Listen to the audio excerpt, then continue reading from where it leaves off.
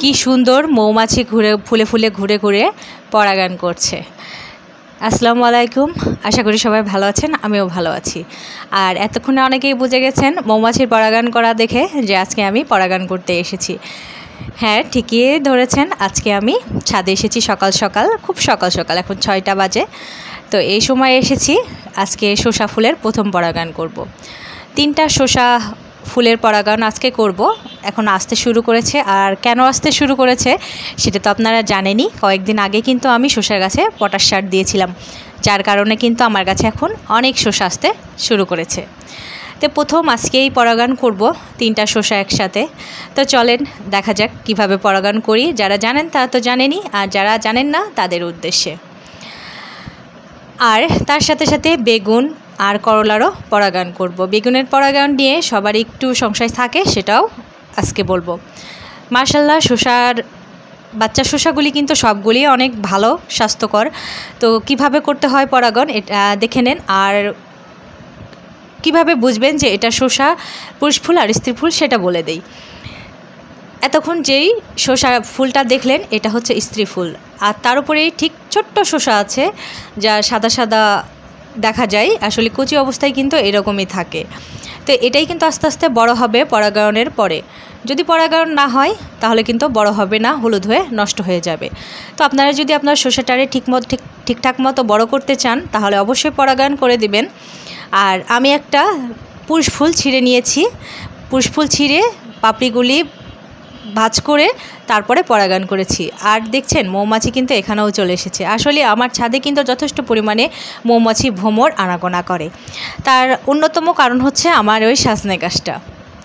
তো ওদের পরাগায়নের ওদের পিছন ছুটতে দেখা যায় আমার প্রায় আধা ঘন্টার উপরে সময় গেছে। ওদের পরাগায়ন দেখতে, ভিডিও করতে, আরও কিছু দৃশ্য ধারণ করেছিলাম, কিন্তু ভিডিও বড় হওয়ার কারণে ওটা কেটে দিয়েছি। তো অল্প একটু রেখেছি।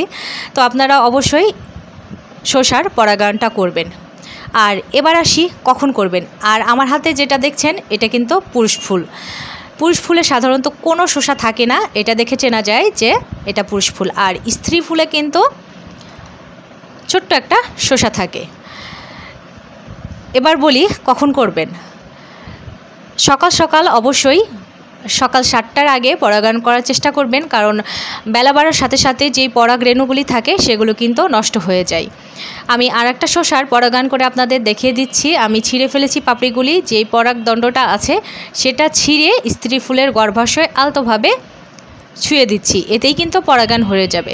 আপনারা কটন বাড দিয়েও করতে পারেন, তবে আমার কাছে কটন বাডের চাইতে সরাসরিটাই বেশি ভালো লাগে। তো এই যে আমার 3টা শসারই কিন্তু পরাগায়ন করা শেষ। আর যেহেতু আমার কাছে অনেক পুরুষ ফুল আছে, এই জন্য আমি একাধিক পুরুষ ফুল দিয়ে পরাগায়ন করে দিলাম। আর শসা গাছগুলি দেখেন মাশাআল্লাহ কত সুন্দর হয়েছে।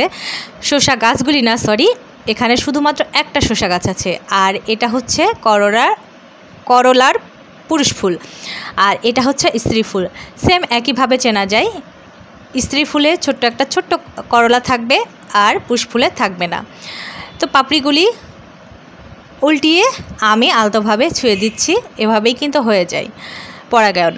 তবে বেগুনের ক্ষেত্রে একটু অন্য ধরনের, সেটা আপনাদের সাথে শেয়ার করি। বেগুন কিন্তু স্বপরাগায়িত। আর কিভাবে বুঝবেন যে কোন সবজি স্বপরাগায়িত, কোনটা পরাগায়ন করতে পরাগায়িত সেটা বলে দেই। যেটা ফুলের ভিতরে থেকে বের হয় যে সবজি বা ফল সেটা কিন্তু স্বপরাগায়িত। আর যেটা বাইরে থাকে, যেমন করলা, শসা, এখানে দেখলেন লাউ, মিষ্টি কুমড়া, এগুলি কিন্তু বাইরে থাকে, এটা হচ্ছে পরাগায়ন করতে হয়, এটা পরাগায়িত। তো এই বেগুনের তেমন কিছুই করা লাগে না, আলতোভাবে একটু নাড়া দিলেই হয়ে যায়, কারণ যেহেতু এটা স্বপরাগায়িত। আর ফুলের মাঝখানে একটু খেয়াল করলে দেখবেন একটা দণ্ড আছে, ওটা হচ্ছে গর্ভাশয়। আর চারি সাইডে যেই দণ্ডগুলি আছে হলুদ কালার, এগুলি হচ্ছে পুরুষ ফুলের যে দণ্ড, ওইটা। তো একসাথেই যেহেতু থাকে, এজন্য আলতোভাবে ছুঁয়ে দিলেই হয়ে যায়। মরিচের ক্ষেত্রেও ঠিক তাই, গাছটার একটু কয়েকবার ঝাঁকালেই পরাগায়ন হয়ে যায়। তো আশা করি আপনারা বুঝতে পেরেছেন কোনটা কিভাবে পরাগায়ন করতে হবে, আর কোনটা স্বপরাগায়িত ফুল আর কোনটা পরাগায়ন করতে হয়।